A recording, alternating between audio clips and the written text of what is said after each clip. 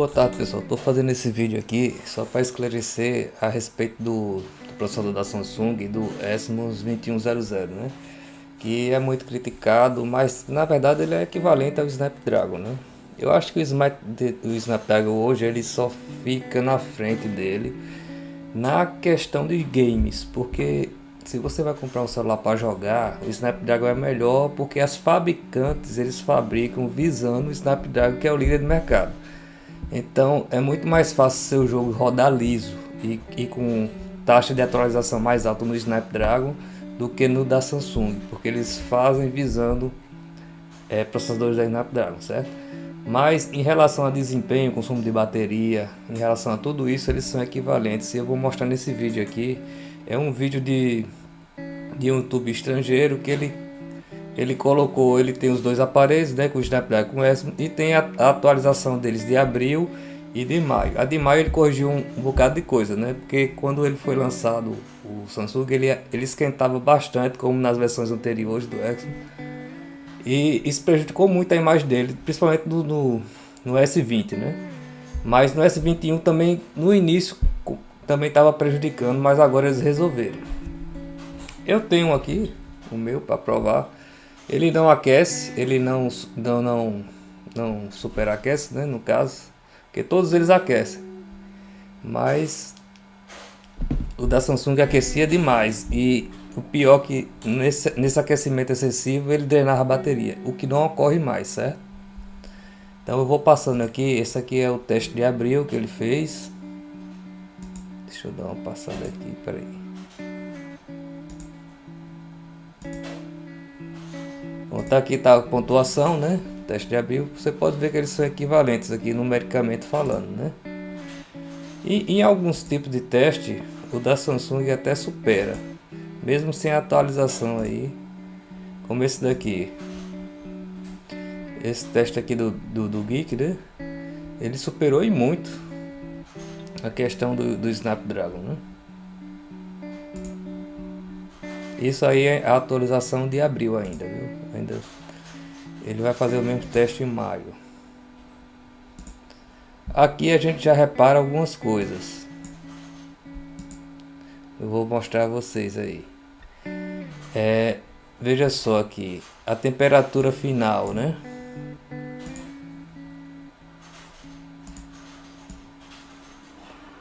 Opa, passei errado ali. A temperatura final aqui, ó, em abril.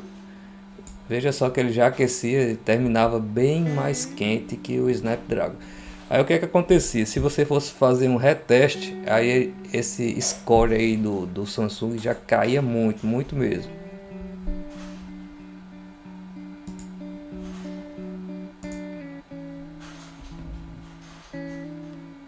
Vamos lá, deixa eu passando mais aqui um pouquinho.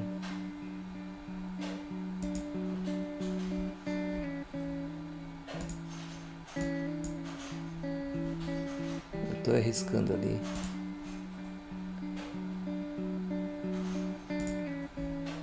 Pronto.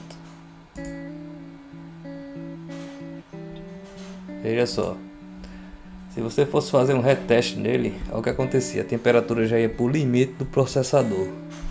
Enquanto no Snapdragon, veja que o final dele ali, ó, em 27 ainda está frio. Então ele conseguia ainda, você conseguia usar normalmente. O que acontecia no da Samsung é que ele esquentava a esse ponto aí, que o desempenho tinha que ser baixado, o clock baixava drasticamente, né? O clock do processador para ele continuar funcionando. Aí caía muito o desempenho dele, certo? Veja nesse reteste aí a temperatura de final 42, né? Quando acabou o teste. Então esse era o problema do Exynos 2100 até abril, até maio aliás. Em abril ainda não tinha resolvido essa questão, né? Ainda não tinha sido resolvida essa questão. Fora que o Snapdragon em fotos ele tem um chip lá de uma parte de foto que eu me esqueci o nome dele agora, que é melhor do que o da Samsung, né? ele processa melhor a imagem. Agora eu me esqueci essa parte do processador é o processador de imagem do chip, porque o chip ele tem várias partes, né? E a parte de processamento de imagem do chip da Snapdragon também é melhor. Mas aqui é a questão de foto, não é, nesse caso aqui é só desempenho. Eu estou mostrando a vocês. Eu só vou mostrar aqui o desempenho. Deixa eu ir pulando aqui para o vídeo não ficar maçante, né?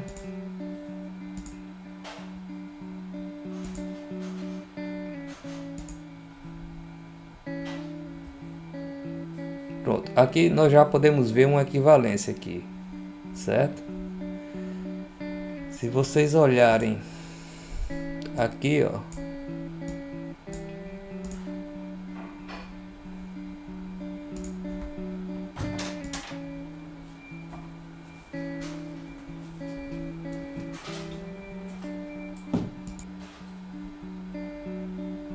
se vocês olharem aqui na temperatura dele, deixa eu só tentar marcar lá de novo na temperatura. Aqui, ó. O Snapdragon, o Exynos já está melhor do que o Snapdragon. A variação foi de 10 graus aqui, enquanto a variação do Snapdragon foi de 13.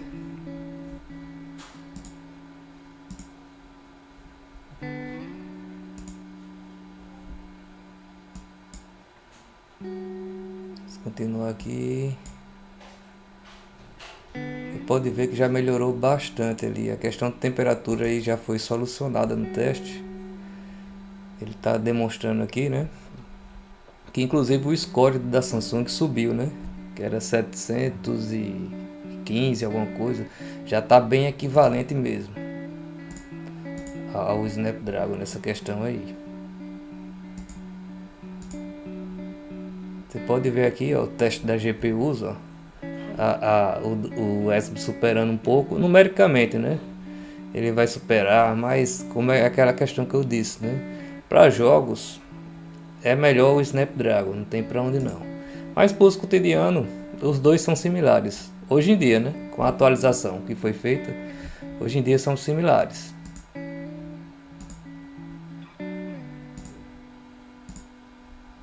Aqui é uma observação interessante que era na parte de abril, né? Olha o que acontecia com o processador aqui em cima. Vocês podem ver aqui que ele fica de 100, ele vai cair até abaixo de 60, tá vendo? Enquanto o Snapdragon não, ele fica fazendo essas variações aqui, ó. Por que ele faz isso?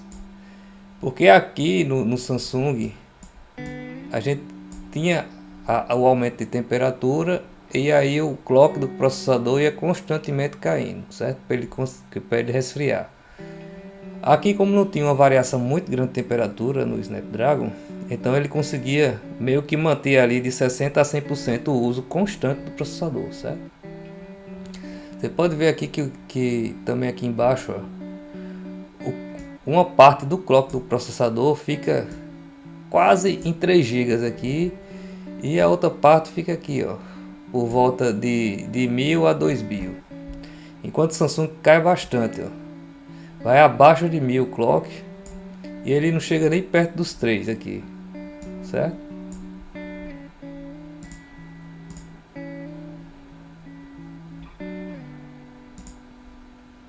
Vou passar mais aqui. Aí vamos ver como ficou. Pronto. Aqui já na atualização de maio, certo? Veja a diferença. Vocês podem até voltar o vídeo depois. Mas veja que o clock da Samsung agora, ele tá parecido com o Snapdragon. Ele vai, sobe, sobe, sobe. E fica aqui em torno de próximo a 100, ó. 100, 60. Claro que ele cai em alguns momentos aqui. Mas ele parece com um desvio aqui agora do Snapdragon, né? Só que ainda no final, veja que ele se manteve numa faixa melhor aqui, ó. A faixa final dele ficou um pouco melhor, certo? Aqui porque o Snapdragon aqui já está resfriando também, mas ele conseguiu manter-se melhor ali. E em relativo ao clock, veja só o que a Samsung resolveu. Ele manteve aqui esse clock aqui, ó, próximo dos 2 GB. enquanto aqui do Snapdragon ele varia muito, ele tenta ficar uma parte próxima aos 3 e o resto da parte naquela parte ali de 1000 a 2500, né? Isso é a questão da programação da Qualcomm, né? E veja que o uso de bateria, nem vi ali embaixo, ó. O uso de bateria dos dois ficaram equivalente aqui, ó. Tá vendo? Ali próximo, ficou bem próximo ali, tá vendo? Tá aqui acima. Então com o mesmo gasto de bateria, né? Os dois praticamente.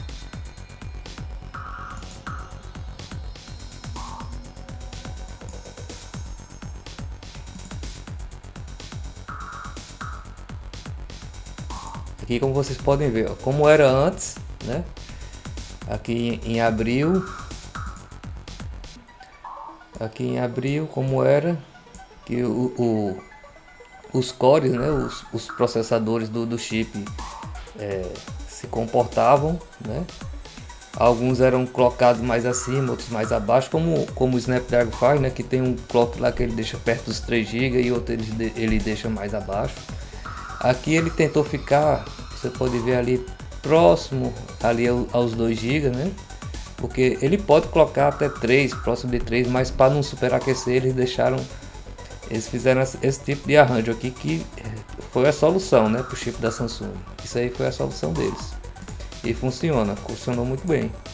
De maio, né? Esse aqui é o de maio e o de abril. Então essa solução da atualização funcionou muito bem. Porque o chip agora não superaquece e ele continua com uma performance incrível o tempo todo. Ele não mais dá aquela baixa que ele dava, porque ele esquentava muito, vocês viram, ele chegava próximo de 50 graus Celsius. É muita coisa para um processador. Muita coisa mesmo. Processador mobile, né? Processador de PC ele chega a 80 fácil. E o comportamento aí do Snapdragon, como vocês podem ver, ficou basicamente a mesma coisa, né? Da atualização de abril para a atualização de maio ficou basicamente a mesma coisa. Ele tenta botar alguns cores ali próximo a 3 GB, ficar colocado, e os outros colocados mais abaixo.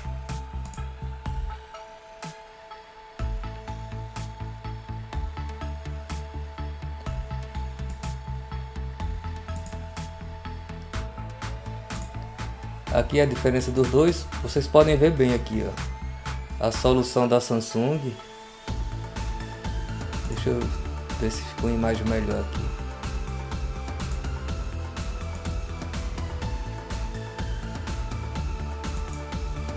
Deixa eu pegar essa imagem aí mesmo. Veja só que a solução da Samsung aqui deixa o clock dos processadores dos núcleos aqui próximo, resolveu a questão. Ele não precisa, no caso, ele é tão poderoso que ele não precisa, veja, quase ele não chega aqui no 100% do processador. O que é que eles fizeram? Eles limitaram o processador a não colocar o máximo, foi a solução. Mas mesmo ele não colocando o máximo do processador, mesmo você não tirando o máximo dele, você podia fazer até um overclock nele, né? No caso, fazendo com que ele ficasse tentando colocar o máximo, você conseguisse fazer esse tipo de programação e resfriar ele, né?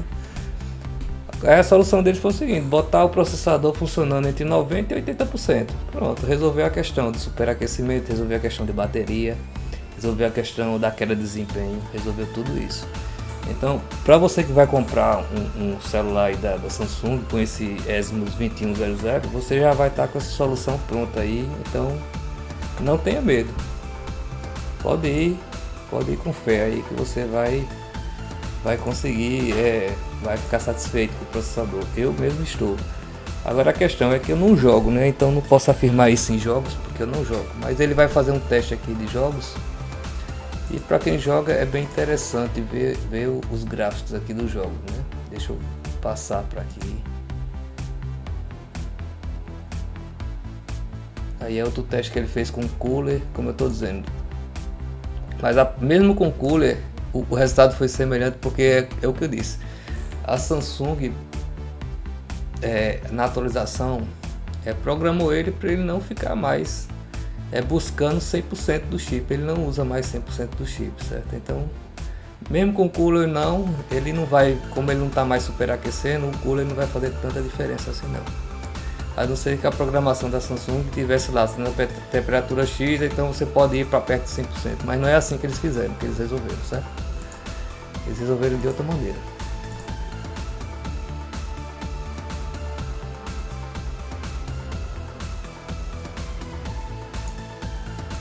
Aqui é a questão dos jogos que eu ia mostrar para vocês. Veja só, nesse primeiro teste aqui, ó, veja que foi até melhor o da Samsung. Por quê? Porque aqui ele fez, eu acho que são 2 testes que ele deve ter feito em sequência, e vejo o tanto que caiu de FPS aqui no Snapdragon. E veja que caiu também no da Samsung, mas não caiu tanto quanto o Snapdragon. Quer dizer, ele esquentou mais aqui na parte de GPU e teve que baixar o clock, né? Mas em outros testes aqui embaixo, ó, aqui já foi o Snapdragon, já foi melhor. Estou dizendo, eles são equivalentes, mas para jogos ainda eu considero o Snapdragon bem melhor para jogos, por causa da questão das desenvolvedoras, não é da questão do chip. Você pode ver aqui o chip da Samsung foi melhor, certo, pessoal? Então é isso que eu queria passar para vocês. Vocês não terem medo, né? Vou limpar aqui. Não terem medo do chip da Samsung. Eu sou um feliz proprietário de um. Eu consigo até 2 dias com ele de bateria, certo? Muito bom. A tela dele é fria. Outra coisa que ele tem boa, que a tela dele tem uma tecnologia diferente e ela é mais fria do que uma tela AMOLED tradicional, certo? Então, até para uso constante ele não esquenta. Eu fico às vezes muito tempo vendo página de web, vendo a tela ligada ali no automático, né, no brilho automático, e ela não esquenta. É sensacional. Em outras telas todas elas esquentam, a LCD, a AMOLED esquenta muito. Eu tinha um S9, esquentava demais a tela. Beleza, pessoal? Então eu vou deixar esse vídeo na íntegra aí. Eu só queria fazer esses comentários para vocês, certo? Pronto. Para finalizar aqui, ó, só para ficar mais claro ainda, a questão de temperatura aqui dos dois, ó, no teste aí, ó, da GPU, viu?